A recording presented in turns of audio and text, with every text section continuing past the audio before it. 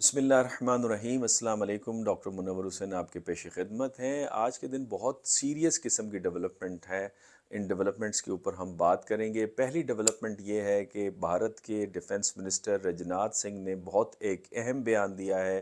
کہ Bharat Indian ocean کے اندر net security provider ہے اور وہ حملہ آور کو سمندر کی تہہ سے نکال کر باہر لے کر آئے گا۔ یہ بہت اہم ہے۔ اس کے پیچھے وجوہات کیا ہیں، اس کی کس قسم کی کاسٹ بھارت کو پے کرنی ہوگی، اپنے ریلیشن شپ کے حوالے سے، اپنے ڈیفنس ایکسپینڈیچرز کے حوالے سے، اپنی اکانومی کے حوالے سے جو پاسبلٹیز ہیں اس کو ہم ڈسکس کریں گے۔ ساتھ ساتھ ہم یہ بھی ڈسکس کریں گے کہ اب قائد اعظم محمد علی جناح کی پیدائش کا دن تھا 25 دسمبر، اور جناح صاحب کا ایک ویژن تھا فارن پالیسی کے حوالے سے۔ کیا آج کی جو ہماری فارن پالیسی ہے وہ جناح کے ویژن کے مطابق ہے یا اس ویژن سے ہٹ گئی ہے، اسے ہم نے کھو دیا ہے؟ اس کو ہم تفصیلاً ڈسکس کریں گے۔ اور اس کے ساتھ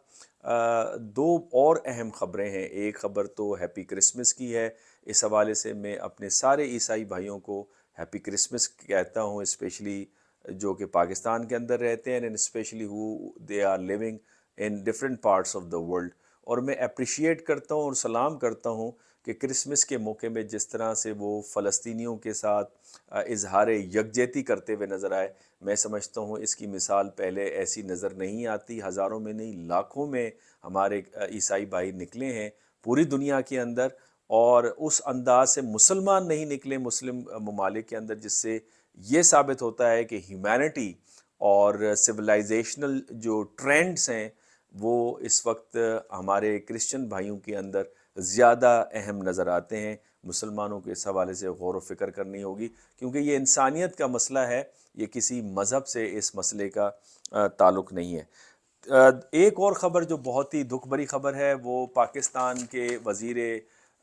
خارجہ تو نہیں، سیکٹری خارجہ، بہت اہم عہدوں پر آپ فائز رہے، میری مراد ہے ریاض حسین کھوکھر صاحب سے۔ آپ نے آج وفات پائی 81 سال کی عمر میں۔ آپ دسمبر 1942 میں پیدا ہوئے اور دسمبر میں ہی 26 دسمبر یعنی آج کے دن 2023 میں آپ کا انتقال ہوا، اور آپ نے بہت اہم خدمات پاکستان کے لیے انجام دی، جس میں آپ سیکٹری خارجہ رہے 2002 سے 2005 تک، اور اس سے پہلے آپ بھارت میں سفیر رہے 2092 سے لے کر 1992 سے لے کر 1997 تک،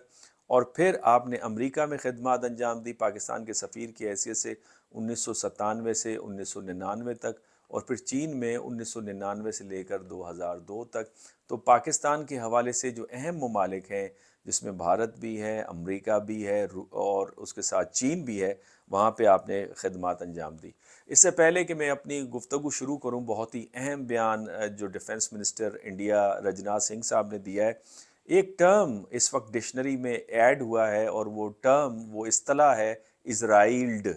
ای ڈی آخر میں لگتا ہے، اسرائیلڈ، یعنی اس کو اس معنوں میں استعمال ہو رہا ہے کہ اگر کوئی شخص آپ کی چیز پہ قابض ہو جائے اور بعد میں دینے سے انکار کرے اور پھر آپ سے لڑائی کرے کہ آپ اس چیز سے بے دخل ہو جائیں، تو اس معنوں میں اسے لیا جا رہا ہے۔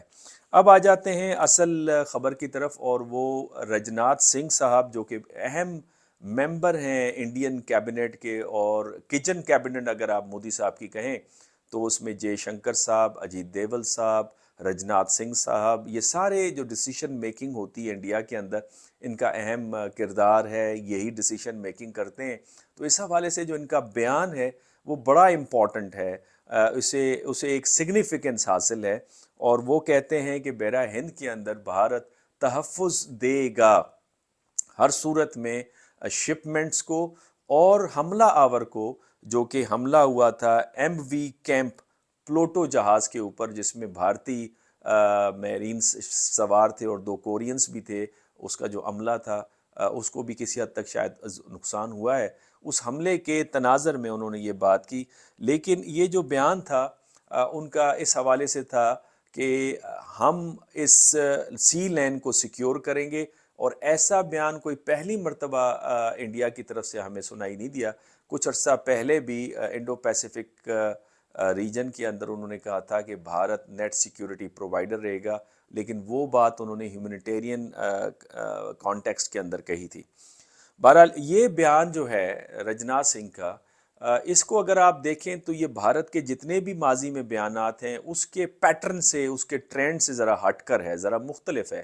بھارت آپ کو اس طرح کے بیانات دیتے ہوئے پاکستان کے حوالے سے تو نظر آیا، لیکن اس طرح کا جو کردار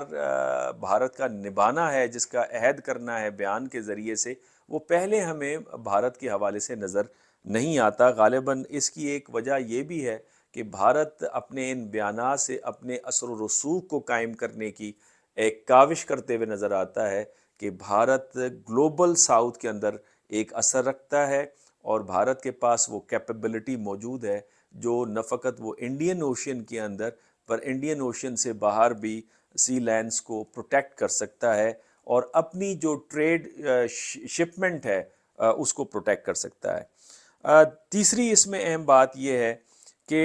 بھارت کے اس بیان کو آپ بھارت کے سیاسی پس منظر میں بھی دیکھ سکتے ہیں، چونکہ اگلے سال اپریل اور مئی کے اندر الیکشنز آنے ہیں، تو اس حوالے سے یہ اچھا تاثر دیتا ہے کہ بھارت ڈیفنس وائز اسٹرانگ ہے، دفاعی لحاظ سے مضبوط ہے، اور چونکہ تقریباً 76 billion dollars, 76 billion dollar Bharat اپنے دفاعی اخراجات کرتا ہے، جس میں سے 20-22 بلین ڈالر کے انہوں نے ہتھیار خریدے ہیں انڈین ماڈرنائزیشن کے حوالے سے، تو یہ ایک اچھا امپیکٹ کرتا ہے بھارت کے لوگوں کے ذہنوں کے اوپر کہ مودی کی رجیم کے اندر بھارت دفاعی لحاظ سے مضبوط ہو رہا ہے، اور اس کی جو صلاحیت ہے وہ بڑھ رہی ہے۔ لہٰذا اتنا بڑا بجٹ، جو کہ زیادہ تر بھارت کی چونکہ آرمی بڑی ہے، اس کے سیلریز اور ان کی مینٹیننس اور ٹریننگ کے اوپر بہت بڑا خرچہ ہے، اس اتنے بڑے بجٹ کو جسٹیفائی کرنے کے لیے ایسے بیانات کی ضرورت ہوتی ہے۔ اس کے علاوہ جو اس کی چوتھی امپورٹنٹ ریزن میں دیکھتا ہوں وہ یہ کہ بھارت کو اس طرح کے بیان دینا بھی چاہیے تھے، اور اس کی بنیادی وجہ ہے کہ اگر بھارت اس پہ ریئیکشن شو نہیں کرتا، جو کہ ایم وی کیمپ پلوٹو جہاز کے اوپر اٹیک کے بعد ہوا ہے، میں سمجھتا ہوں کہ دنیا میں جو تاثر جاتا بھارت کا وہ کمزوری کا جاتا، اور جس سے بھارت کی جو فیوچر شپمنٹ ہے وہ اس سے کافی حد تک متاثر ہوتی۔ لیکن سوال یہ پیدا ہوتا ہے کہ یہ حملہ کیا کس نے؟ امریکنز کا الزام ایرانیوں کے اوپر ہے، اور ان کا دعویٰ ہے کہ جو ڈرون اس میں استعمال ہوا ہے، اور یہ ڈرون سے اٹیک ہوا ہے، وہ ایرانی ڈرون استعمال ہوا ہے۔ اگر بھارت بھی اس دعوے کو مانتا ہے اور اس کو گردانتا ہے، جس طرح بھارت کا میڈیا کسی حد تک مان بھی رہا ہے، انڈیا ٹوڈے کو آج میں سن رہا تھا، انہوں نے بھی اس طرح کی بات کی ہے، تو پھر اس صورت میں بھارت کے تعلقات ایران کے ساتھ کیا ہوں گے؟ اور بھارت کے تعلقات فقط ایران کے ساتھ متاثر نہیں ہوں گے، چونکہ ایران کے تعلقات چین کے ساتھ بھی اچھے ہیں، یمن کے ساتھ بھی ہیں، اور روس کے ساتھ بھی ہیں، جس سے انڈیا کی بارٹر ٹریڈ ہے خود ایران کے ساتھ اور روس کے ساتھ۔ اس صورت میں اس ٹریڈ کا کیا ہوگا، اور کیا بھارت یہ صلاحیت رکھتا ہے کہ حوثیوں پہ حملہ کرے؟ اور اگر ریئیکشن میں حوثی بھی حملہ کرتے ہیں تو اس صورت میں بھارت کی جو اکنامک گروتھ ہے، جو 7.5% گروتھ بتائی جا رہی ہے، اور پریڈکٹ کیا جا رہا ہے کہ نیکسٹ ایئر بھی یہ کنٹینیو رہے گی، کیا اس حوالے سے وہ گروتھ کو مینٹین کر پائیں گے؟ ایک وجہ جو اس میں بتائی جا رہی ہے کہ غالباً اگر اس میں حوثی شامل ہیں تو وہ بھارت کا انڈر پرائم منسٹر مودی جو اسٹانس ہے فلسطین کے اوپر، وہ اس نے یو ٹرن لیا ہے، ان کی قربتیں نیتن یاہو سے بڑی ہیں، اور وہ حماس کو ایز اے ٹیررسٹ گردانتے ہیں۔ کم از کم بھارتی اگر آپ میڈیا سنیں تو وہ حماس کو ٹیررسٹ گردانتے ہیں، تو اس وجہ سے ہو سکتا ہے۔ اور پھر جو فلسطین دا لیبارٹری کتاب ویبسٹین نے لکھی ہے، اس کے اندر وہ بتاتا ہے کہ اسرائیل سے جو ٹیکٹس ہے اکوپیشن کا، میتھڈ آف اکوپیشن جو ہے، یا سرویلنس سسٹم جو ہے، یا ہتھیار جو ہیں، اس کا سب سے بڑا خریدار بھارت رہا ہے۔ تو اگر اس تاثر کے حوالے سے حملہ ہو تو وہ اس میں حوثی شامل ہو سکتے ہیں۔ اگلا سوال یہ بھی پیدا ہوتا ہے کہ کیا بھارت اگر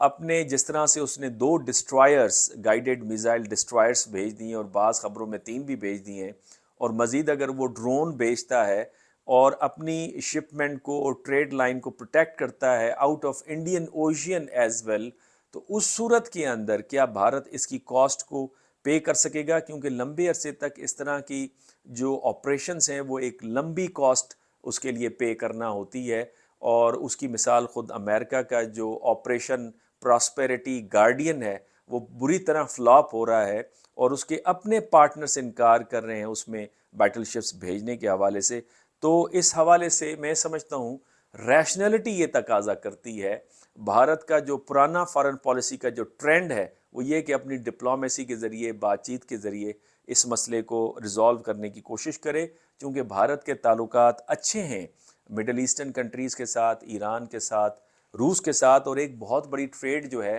وہ کرتا ہے چین کے ساتھ۔